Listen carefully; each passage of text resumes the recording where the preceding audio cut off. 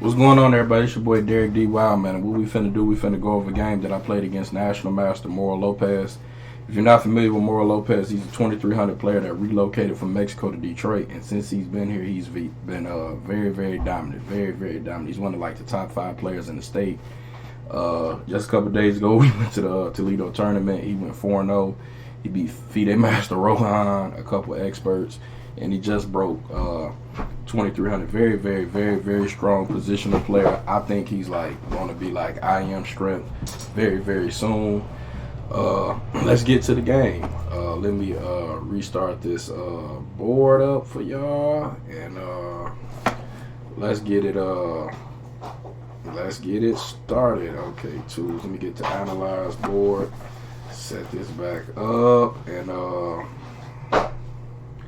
let's get it in. Okay, so this was played at one of my tournaments, the Eastside Detroit Chess Club. I had the black pieces. Time control was game at 45. We started off, Mauro played d4, I played d5. He played knight f3. Kind of threw me off guard because when you see a lot of players play knight f3, you don't know if they're adding for a g3 system, bishop f4, London.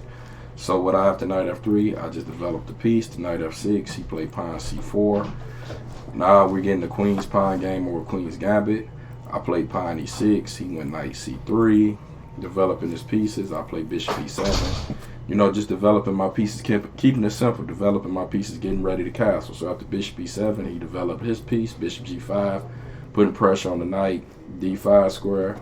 I developed my knight, knight 8 to d7. After knight d7, he plays e3. e3, you know, protecting his pawn. If I take, he's going to develop a bishop. This is like a standard queen's gambit decline game. So after e3, I castle. 0, you know, castle notation 0-0. He plays ex d5. I capture back cx d5. He plays bishop d3. Remember, when you want to play chess, you want to develop all your pieces knights before bishops and get castled. As you can see, white has both of his knights developed. Knight on f3, knight on c3, bishop on d3, and bishop on g5. Me, on the other hand, I'm castled, but I have both of my knights developed. Bishop still on e7, and still got to get this light square bishop on c8 developed. After bishop d3, I play rook e8. After rook e8, National Master Mauro, he castles, and I play pawn c6, supporting my pawn structure.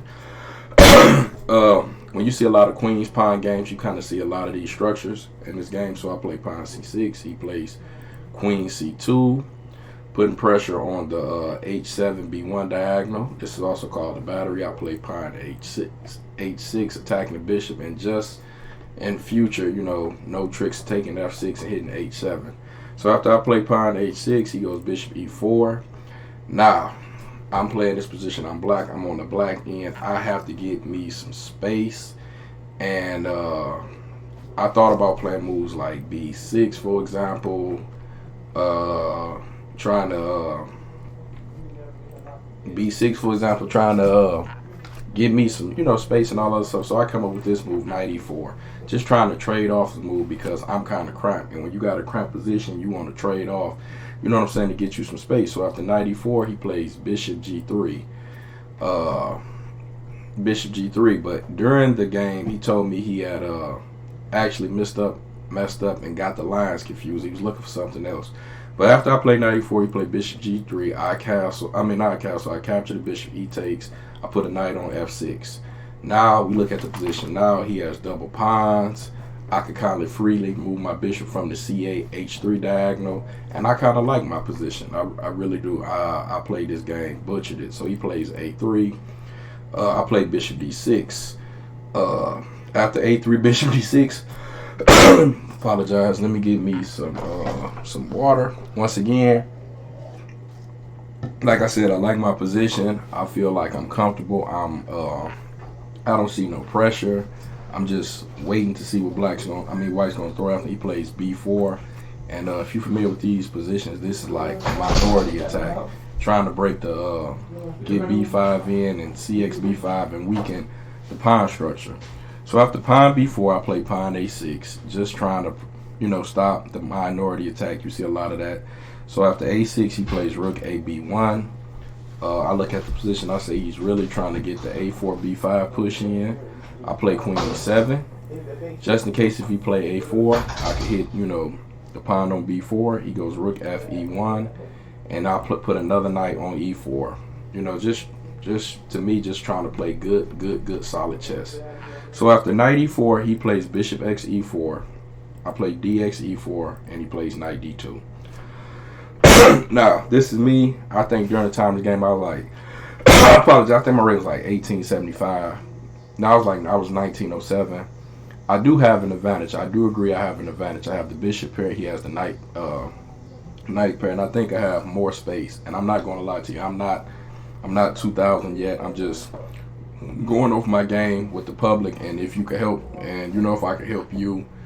My middle game is what I really need to work on in these positions, because I feel like I at least could have drew this position, but my knowledge of the, So after knight d2, I'm comfortable. I don't, what I'm saying, I don't see his plan. I don't see what's going on. I don't think nothing can hurt me. I know he could try to play d5, open up some files. I just developed my bishop f5. After bishop f5, he plays knight b3. And this is where I think, in my opinion, I might have started going wrong, but in this position, as you can see, I got two bishops. I got a bishop on d6 on the b8 h2 diagonal. I have another bishop on f5 on the c8 h3 diagonal. My queen is on e7.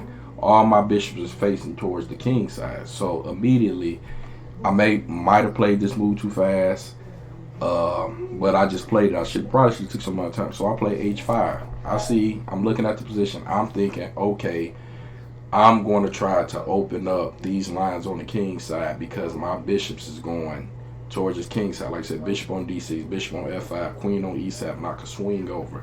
Maybe I got possibilities of playing king h7, rook h8, bringing the king back. So my mind is one track, and it's like opening up an attack. But Mauro kept his posture like a master does, and after h5, he played f4. F4, and as you can see on the stockfish, the engine, it favors me. I'm playing the black. It's minus, went up to -1. So I'm still comfortable, what I'm saying, with this position. I played h4, still trying to open up the position. He played queen f2, a good defensive move. After queen f2, I played h3, still trying to open up the position. And then he played this move. I apologize, d5, and this is where I think I started to get lost. I'm not even going to lie to you. My train of thought and my plan kind of fizzled out. So after pawn d5, I play hxg2. He plays dxc6. Now, the engine, looking at the engine say play bishop h3. And I'm up, minus 1.3. In the game, I might have panicked and I played I played pawn xc6. But looking at it now, the engine has bishop h3. But I played bxc6. He took with he played bxc6, queen g2. I played bishop g4. The reason I played bishop g4 because I'm trying to put my bishop to f3 and hopefully swing some pieces over on the h file. So after bishop g4, he plays knight d2. Once again, I've got up to 1.7, minus 1.7. I'm playing the black pieces. And this is where I feel like I blew the game and an opportunity for me to beat National Master Mauro Lopez. I played pawn f5. And I don't know why I played pawn f5. I guess during the game, I guess I'm trying to protect this pawn, keep my bishop locked in. So after f5, he played queen f1. And like you said, I don't know, like you said, this was played in the game of 30, time control. And like you said, the engine still prefers my position. Look at me, I'm negative, minus 1.8. And it went up to 2 points me, and I just played this wrong. That's why I say I got to work on my end game. But I'm just showing y'all this, to help y'all game out and maybe even help me out. So after queen f1, I came up with this idea. And the engine actually likes rook a8. But I came up with this idea, and it might king h7. And during this game, it's not horrible. Now the position is equal. But when I played it, I had this idea of swinging my rook over to h8 and then bringing the king up and playing on the h file. So after king h7, he goes queen c4. Queen c4, my king can't come back. And Stockfish still like me. So I'm starting to feel like now I really butchered this game. So after queen c4, I played, and Stockfish got g5. I didn't even play g5. I played queen f6. Don't know why I played queen f6. Maybe I was thinking queen c6, rook c8. Maybe we got under time trouble. I don't really like too much remember the position because this is an old game.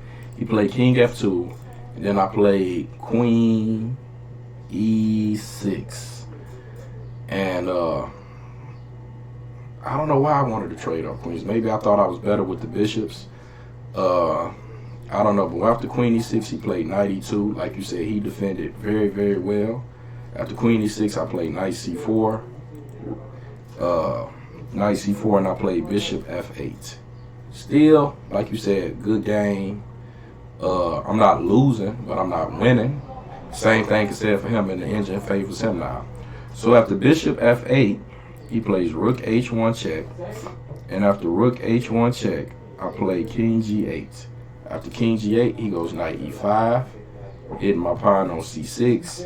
And after knight e5, I took on e2, bishop x e2, king e2, and then I played this move c5, which is horrible. Which is horrible. I can't let that evaluation get up that high with a player who's 2,300. But I might have been under time trouble. So after c5, he plays rook h4. I guess he's going to double up on the rook file. I mean on the h file. I play cx b4. After cx b4, he played ax b4. I played rook a b8. After rook a b8, he played rook h1, and this is the move that I missed, and I'm pretty sure I had to be in time trouble. And after this is lights out, because after rook h1, I missed this move. My king is stuck. He's threatening rook h8. I can't walk it out to f7 because the knight is posted on e5. So I just played rook x e5. Game is pretty much over. X e5, g6, and f9. That is my game against National Master Mauro Lopez. I hope you enjoyed. Congratulations on breaking 2,300. Hope you enjoy these videos. Subscribe and like my YouTube channel. And y'all have a blessed day. This is Derek Wilder, D Wildman.